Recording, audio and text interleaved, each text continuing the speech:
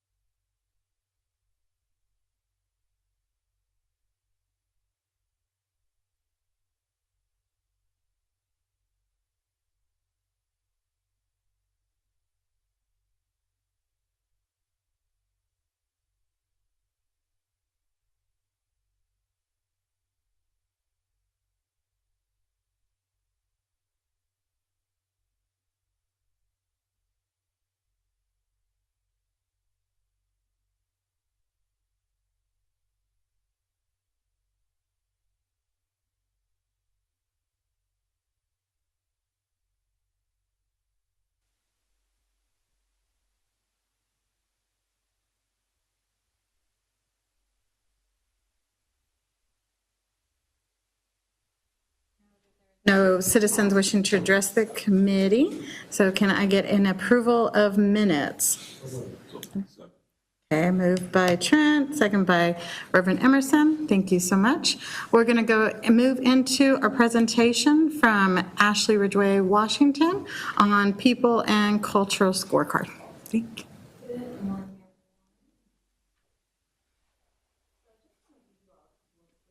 What you have sought to see from the HR team going forward really is ongoing metrics. Generally, we will have a scorecard that typically endures time over time, but for this particular session, since this was a called meeting, we wanted to share with you key metrics from our associate engagement and clinician engagement survey for 2023. The long and short is that JPS performed exceptionally well. And I originally started to come in here and kind of share with each of you my own perception of the scores. Rather than do that, I actually took some excerpts from Gallup's own internal healthcare SME. He gave us feedback, came in and trained our leaders on the scores and how to continue to galvanize them. And so I thought it was most appropriate to allow him via video to set the context for how JPS performed, where we did well, and where we have opportunity to continue to grow. If you'll cue the video, Derek.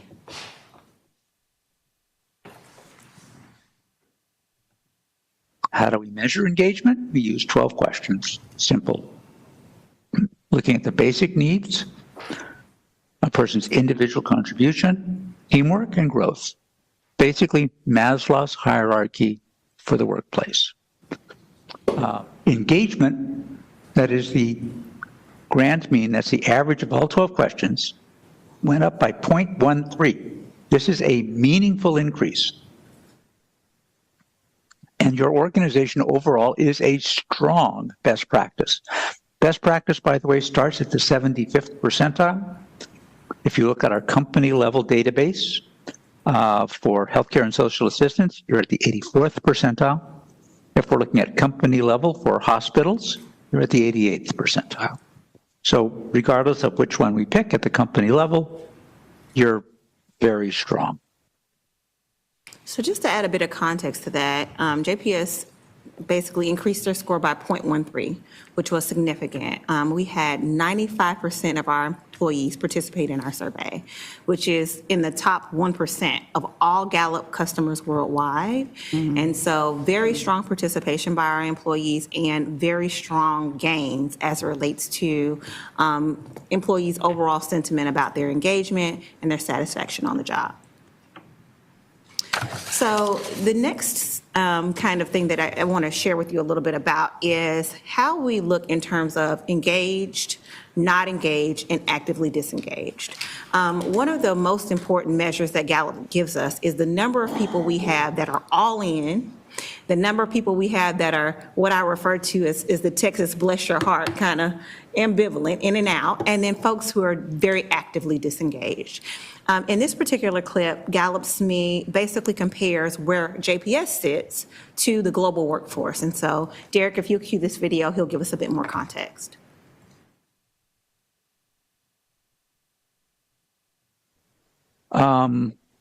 This is showing the engagement index for the 2023 survey with a 95% response rate.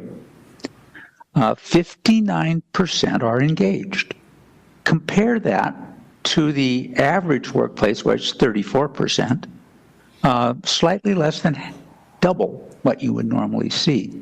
Only 7% actively disengaged. You were at 52% engaged, 9% actively disengaged, 39%. That's improved to 59% engaged and only 7%. That difference, by the way, between 52 and 59 is a meaningful difference, which, by the way, is a higher bar than a significant difference. Given your census design, almost any change is significant, but meaningful means there was enough people that changed from being not engaged to engaged, or maybe a couple of folks from actively disengaged to engaged, that the organization would feel different. People would experience it a little bit different. So congratulations, you were way above the norm, and you have pushed the engagement even higher. So this is great work. So congratulations. But So this is, to my mind, wonderful news and represents a lot of hard work. So as you can tell, our SME is kind of mad scientist-ish. We were commenting on it, but he is one of the best in the business. And so great insights. But to hear that JPS has twice the number, nearly twice the number of actively engaged employees as other global employers, I think is just, it speaks to the work and the spirit of the JPS employees. And I'm just as proud as I could possibly be to hear these metrics reported. So we go on to talk about more critical parts of our workforce. Everybody at JPS is important, but we know that our nursing, our behavioral health, and our operations are really the lifeblood of the organization. So he'll talk a little bit about this. Yes, sir. Slide, what were the top numbers? The top numbers were the global workforce. So if you see Nursing, will you hold for behavioral me, health. Derek? We have a question out here. Sorry. So if you look at the top number, the 21% is what he spoke to, the average engagement in the global workforce, folks that are actively engaged, is 21%. Conversely, JPS, we have 59% of our workforce actively engaged. So we are just short of double what the global average is for their customer group. which is a fairly extensive portfolio in all industry of endeavor. Workforce instead measuring healthcare workforce, would that be a significantly different number? I think it would be actually even, the chasm would be even greater. Really? Yes, because if you go back to that first slide, we're in the 88th percentile in hospital. If you broaden it out to healthcare and social services, 84th percentile. So it would suggest that we are probably even further ahead than 50% better. Wow. I can certainly get those numbers for you if you'd like to Impressive. That's great. compare, but Yeah, Jill and I had opportunity to meet with him, and he said that healthcare actually was losing ground on engagement. Really? yes. So, What was the gentleman's name, the speaker? Is he a representative of He's a Gallup? Gallup. He's our Kind of our Gallup. project manager guy? So actually, he is beyond our project manager. He's probably two bosses above that. He is their actual healthcare SME. So he is the person who oversees all of the healthcare portfolio and analytics for Gallup. Wow, okay. What is disengaged? What does that mean? So disengaged, so not engaged is really where employees are coming to work, they are doing the job, but they are not all in. That's the best way to explain that. And they give a textbook definition, but I really want to keep it to a more anecdotal level. They are coming, they are robotic, but they are not all in. They are doing their jobs in the not engaged stage, but they are not leaning into the culture. Actively disengaged means they come here and they apply for other jobs on our computer. That's really, that's really kind of, when you get to that actively disengaged, you are collecting a check, but you have disassociated he's already come mentally. in looking for a new job. What was interesting, he said that 10% of the population is actually born Actively disengaged. It's just who they are. it's just their nature. And so you're not, the fact that we haven't found all 10% of them, we're on 7%. The other thing that I thought was interesting is what they've said is that we are at the point with active disengagement that you only have about 2% more that you can go down. It's very, very rare that you see an organization that has less than 5% active disengagement because of that remnant of the population that just was born that way. And so really our opportunity sits in the middle, right? In that not engaged space, how do we get those not engaged people moving toward that green spectrum of actively engaged? So, we do have metrics around age group, but I would say overall at JPS, we have similar, it's very level. We are not seeing big spikes in particular generational kind of divides. What I would also say is when you start to see scores as good as ours, that is the work that we need to be doing. We are digging deeper into the analytics and looking at where we can engage in pointed interventions and make small tweaks and improvements with specific populations and departments and leaders that could try to galvanize and continue to keep the momentum. So if you're born in a bad mood, you're probably going to die in a bad mood. But these you don't want in your nursing home. Any additional questions about this slide? I've lost the committee.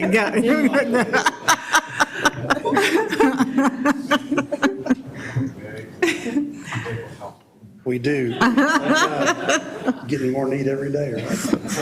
So, I want to highlight some of our departments that really did some stellar work. And so now, Derek, if you go ahead and roll this clip, it'll tell us a little bit more about nursing, behavioral health, and ops.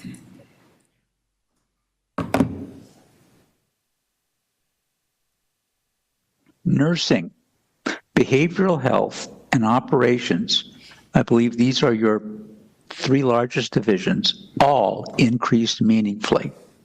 Nursing is generally the hardest group in an acute care setting to move, and you did it. So congratulations. Your people managers, 79% of them are engaged. This is really an organizational strength. These folk who are tending after folk, this is great. So I really do have to pause right here. Nursing, behavioral health, and I'm going to shout behavioral health out a little bit. Nursing did a phenomenal job as well, 0.13 increase, which again is more than significant. It's significant. It's a meaningful increase, which is even beyond a significant increase. But behavioral health moved the needle 0.24%. That is nearly unprecedented. It's not a thing. I've been working with engagement a long time. And from my perspective, to see that kind of movement in 1 year really speaks to the work that was done. And I can tell you, I rounded in that area doing the survey. And what they did may seem very kind of like, for lack of better words, it was not rocket science. It was just intention, consistent, reminding employees that their opinions mattered, reminding them that we wanted to hear from them, and then acting on the feedback that was given. They had a bulletin board, and I've shared this example because it was wonderful to me. And it said, your opinion counts. It was right by the time clock. And so they highlighted times when an employee had given feedback and they acted on it. And they actually showed on that bulletin board what happened as a result of somebody's feedback. And so it just continued to kind of fuel that full understanding and kind of internalization of that workforce, that we hear you, we are here to support you, but we also are here to solution together. And that's the kind of programs that many of the nursing staff and the operations staff really implemented that made a measurable difference in our engagement. So kudos to them and phenomenal work. Ashley, can we operationalize this data relative to recruitment? So absolutely. And so here's what I would say about recruitment. I will be the first to say, it's the thing that has kept me up at night in the 90 days I've been here. We've come miles. My talent acquisition director is phenomenal, but we've got miles more to go.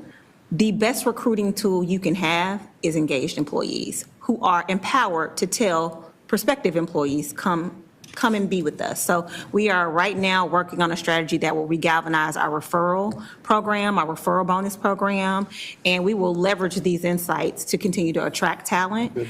I will say, from my perspective though, attracting them is the first step. Retaining them, this is the work of retention, and that is really where the war is won. Once we get them in the door, then have them partner with actively engaged departments and get in the fray, and they too will get excited. And that is how you see employees stay, and you get that tenure and longevity going. Azealia, Jill, great job. I agree. Kudos. All right, so one last slide where our SME gives us some insights about how to continue, what we should do to continue the momentum. Derek, you can go ahead and play the slide, please. Looking at response rate, 95% response rate. Gallup's overall median is 84. You're above that, which is really quite nice. The grand mean comparison, you're at 4.21. In the past, that was 4.08. 19% of your teams are in the top quintile. Now, quintile, this means above 90th percentile or above. So almost 1 in 5 are really world class. So you have some outstanding performance when we look at some of the work groups. We then look at the two comparators just below there. Those are the arch. Healthcare and social assistance, company level, 84th. The hospitals, 88th. What are the strengths? Well, 10 of the 12 engagement attributes are best practice. Job fit, the opportunity to do best, performs at the 90th, above the 90th percentile. Opportunity. I looked at it and I thought, I don't see one. So overall opportunities, weaknesses do not exist. There are things you can work on, but they occur at a work group level. They occur at a lower spot where we are, thinking of, what to do. It's going to be a more local thing. One of the things that I would have you consider as an opportunity is where you have strengths like you have. One of the best ways of leaning into the organization and to continue to make it better is to switch from being remedial, trying to fix stuff, and focus on what's right to do more of it, or in other words, a strengths-based approach. So that was the final feedback, and I really think that that sets the stage for even how we think about goals for engagement going forward. We are at the place now numerically where we may not continue to see these huge increases. We are at the very top of our game. Is there room to improve? Absolutely, and we will lean into that. But I also think this is an opportunity for us to set the expectation, not only for the board, but for our leaders to say, this is really maintaining these gains, really requires a different skill set and a different strategy. And so how we identify very clearly what we've done right and do more of that and do more pointed and strategic interventions will be the thing that allows us to sustain engagement at the level that we've earned. And so that is what I'm focused on. That is what my team will be focused on, is empowering our leaders and equipping our leaders with the tools to dig a little deeper, to think more strategically, and to really do more of what we're already doing to kind of continue that momentum and build from there. I have a question for you. Sure. How come they don't use real data to graph the chart? I'm sorry, say that again? How come they don't use real data to graph the chart? When you say that, I'm not completely following you. Because there's two charts on here that is a plug-in. Oh, so Somebody manually plug it in. So that would have been me. So this presentation was not produced by Gallup. So Gallup did a webinar for us. And we were not able to have Gallup to come here live. We would have liked to have them come here live or virtually, but we weren't able to do that. So we actually took the webinar and those screenshots, so they used those slides. We took and recreated them so that we could essentially show you the video, what was said in the webinar, and then provided the actual data in charts from PowerPoint. And so this was a compilation. This was not a Gallup-created presentation. So I want to be clear about that. Because the reason I said that, because there's two charts that has a blue, but the legend doesn't match with the chart. Yes, it That's does why. not. Primarily because I'm not a PowerPoint guru. I know the data, but I'm not that good. So don't blame Gallup for that. That's operator error. Just want to make sure. No, it's operator error. Result. The data's right, but it may not look that pretty. You know, Madam Chair, what's cool about this is across the board, across the country, as we've looked at sort of the evolution of performance metrics, one of the indicators that has become so widely used and overused, in my opinion, is the SWOT analysis. Right. What this says is this organization has excelled beyond that metric, that nationally metric, so that metric wouldn't help us. Not at all. It doesn't help us. I mean, that is a fascinating thing when you think about it. How many organizations are at a point where a SWOT analysis is useless? So this is a strength-based analysis. That's not a point we need to miss. That's a gigantic movement in performance metrics. A gigantic. Yeah. So congratulations, team. It's huge. Yeah. They've been working, making sure that, and if you walk the halls in JPS, during the time of the survey, I did not walk one hall that didn't have a reminder about the survey, or also that had individual employees talking about it. So that's huge commitment on all of our departments to be able to get to that number. When I saw the 95 number, I was shocked, because that is not an average in any way, shape, or form. Yeah, as I'm looking at this, I really want to say to Dr. Duncan that I think you're to be commended for the team that you've assembled to get this product. I think that kudos needs to go to you. Correct. Just the person that you have surrounded yourself with that are carrying that mission forward. I echo what Reverend Emerson said, because I still remember some conversation a decade ago. We're a county hospital, what do you expect? Yeah. Yeah. Yeah, And it's totally changed under your leadership, so thank you. absolutely. All right, so I'd like to share with you a little bit about clinician engagement. So clinician engagement was also quite strong showing here. On the 3 questions that we use regarding clinician engagement to measure engagement, for lack of better words, we saw increases. And so I am proud to say I work for my organization on a scale from 1 to 5, my satisfaction with the organization. And then I have confidence and trust with the people with whom I work. You see that there are substantive increases in each 3 of those areas. And that metric, I think, speaks to increase. But what I actually love is the second chart.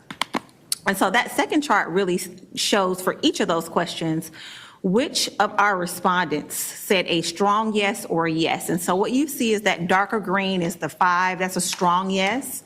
And then the lighter green is a 4, and that is what I would say a resounding yes. In all 3 of those questions, when asked those questions, the majority of our respondents had either a resounding yes or a yes. We know that when we get to that yellow, that 3, that's another bless your heart, right? It is the Southern way of saying not really, but I don't want to be impolite. And so to see the response here as strong yeses or yeses really does speak to the work that we've done on the clinician engagement side.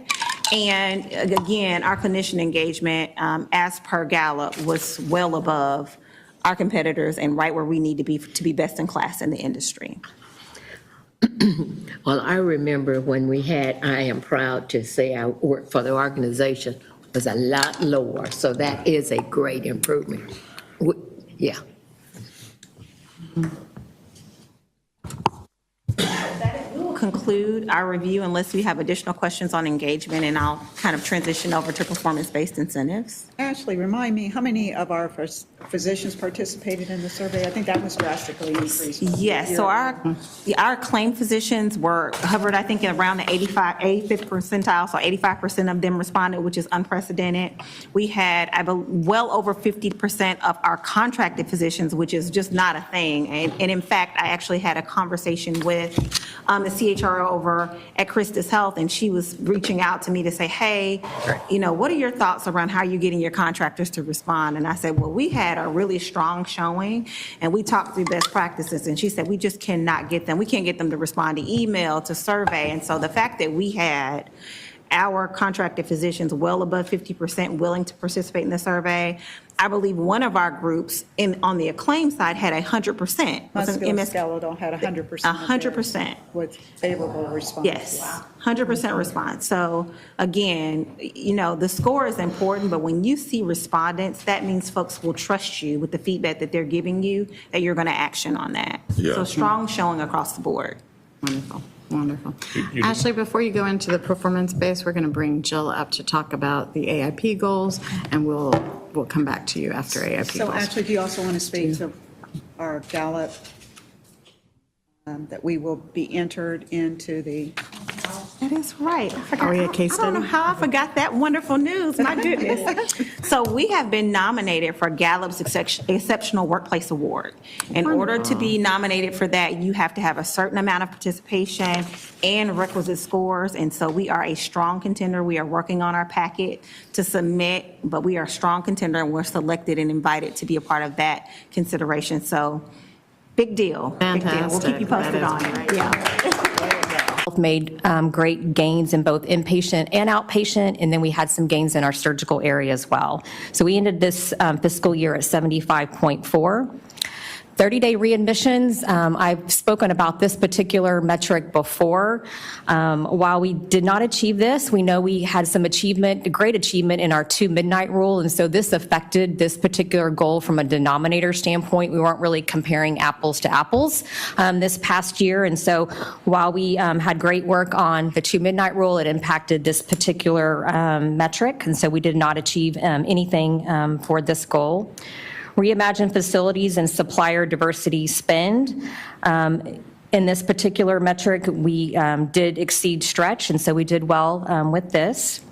We just talked about employee engagement and clinician engagement. So again, employee engagement, top in class, best practice, 4.21, so achieved stretch, exceeded stretch. Clinician engagement, we were able to achieve threshold, so we are at 3.89 on the dot. And then obviously at the bottom here, our trigger was around break-even net operating margin. So this is the scorecard for the overall achievement, and when you factor in the weights and the percentage earned, the overall achievement for this fiscal year is 14.68%. Last year, just for context, it was 10.48.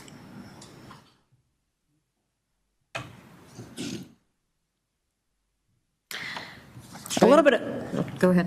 a little bit of a preview for FY24. Our teams are still working on proposed goals for FY24, but wanted to provide a little bit around a preview. Again, we're always looking for patient outcomes, financial stability, sustainability, as well as our workforce. And so you're going to see goals next year that we're going to propose at our next November HR committee around patient experience, overall rating. We know we still have opportunity, and we will always continue to work on that particular metric. Depression remission, we know this is also a metric that covers our entire network as well as age groups from adolescence through adulthood, and so you're going to hear likely more around that particular goal. All-cause 30-day readmissions, because we did not achieve it, we want to make sure that we do achieve it, and so we want to continue to do work around that, and we have some ideas and plans in place for that. Employee engagement, without an engaged workforce, none of this is possible, and so we will determine how best to move forward with employee engagement, knowing that we can't continue to get make too far of gains over this next year. And so we're looking at how we can still make meaningful improvements in employee engagement, and then, of course, financial sustainability. So really our next steps for determining these goals for next year is our executive owners and champions will meet with their respective board committee chairs to review goals and metrics. So for example, Dr. Carla Pudi and team will be working with Dr. Holland to finalize some proposed goals for November.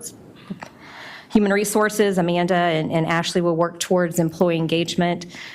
Finance, obviously DT, Rory, and Stan as well. We will present those again at the next HR board committee meeting on November 16th. In addition to that, I know we hear a lot around, we put forth kind of 5 goals, and that is, not at all the work that we do at this organization. We have very many goals that we all achieve and we work towards throughout the year. And so we're calling those tier 2 or secondary goals. So you're going to see more metrics come forward to you at the various board committee meetings around metrics that are, germane to their particular divisions and departments. And so we in the background are working to codify those and put those in a format that we are able to present and show you work that's being done across all the different divisions outside of the AIP goals. Any questions for Jill?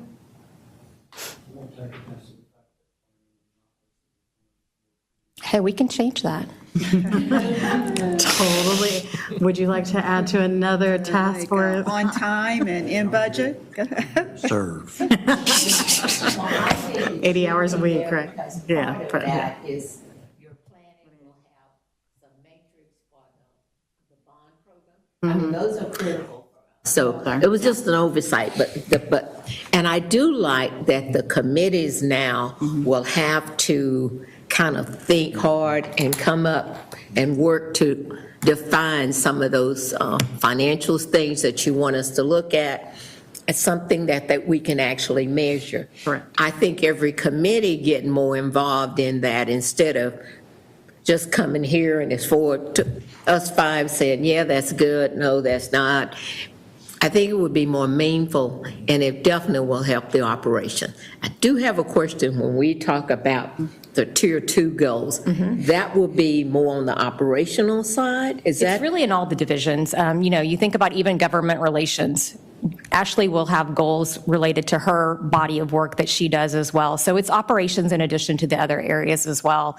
We all have goals anyway. I think bringing those forward to the board will just allow for more transparency of all the work that we're doing. Sometimes it gets lost on these, kind of 5 or so goals, but we all know there's a lot going on behind the scenes. I mean, you think about patient experience and, I talk about left without being seen. Well, we don't talk about left without being seen a lot in this particular forum, but we can, because really some of those performance improvement projects and things that we're working on really influence and project those goals. And it's important for us to come and bring those forward and share those with the board.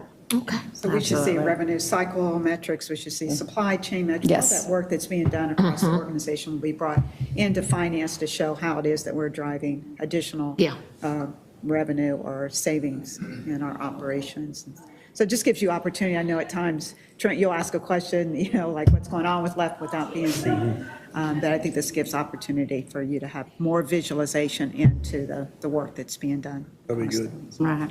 We Because meet as a team anyway, so just add him into that finance. Into the planning. finance. Sounds great. Yeah, right, yeah. I was just going to sneak in under DT's coattails anyway. That works amazingly well. Yeah, I mean, the thing that we've always talked about is additional education of board members on kind of the other behind-the-scenes type, so really excited about that Tier 2 conversation. All right, we'll come back to Ashley.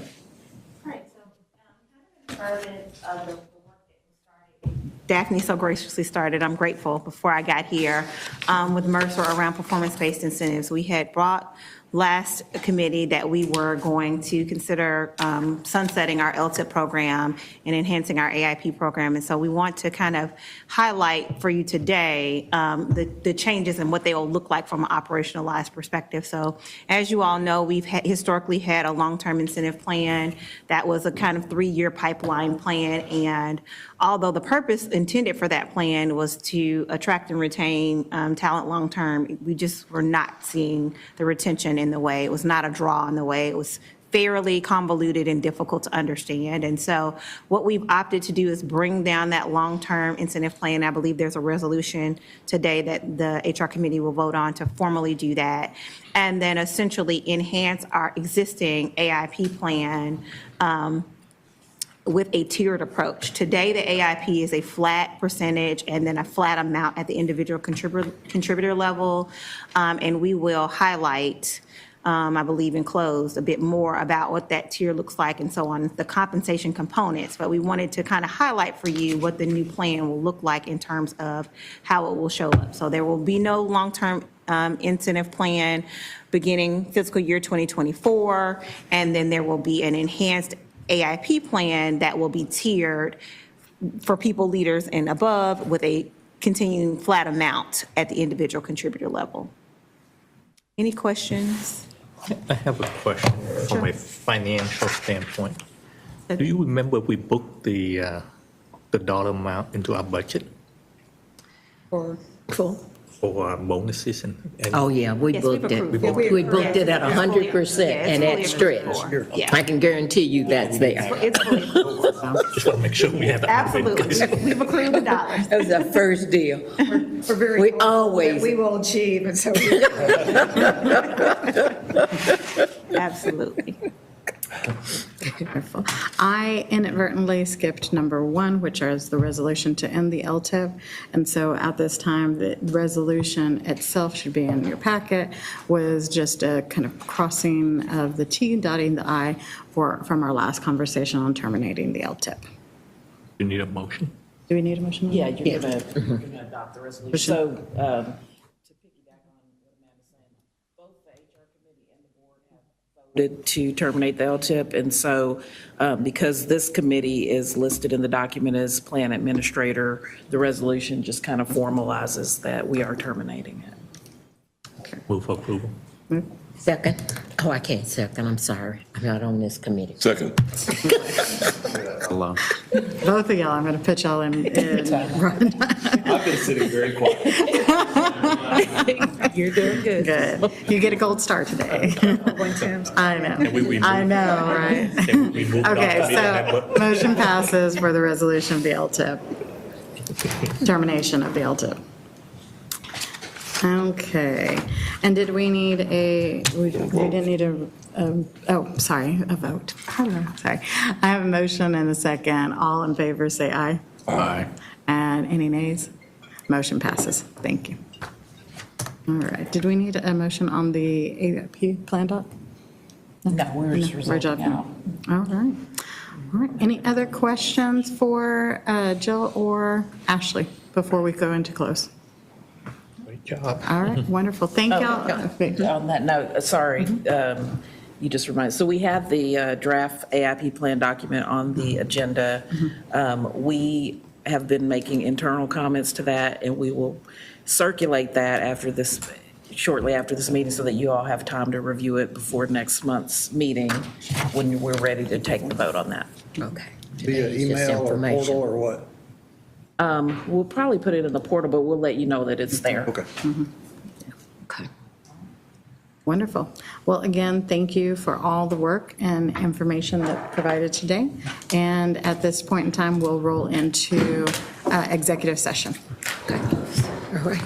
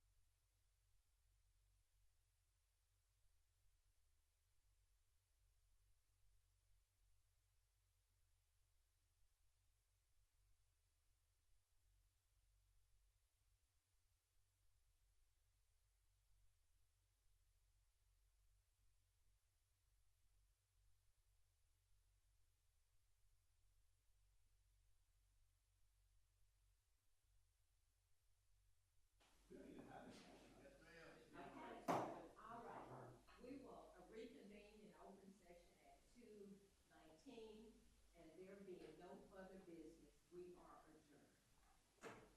adjourned. Gotcha. Oh. All right, I'm gonna go down and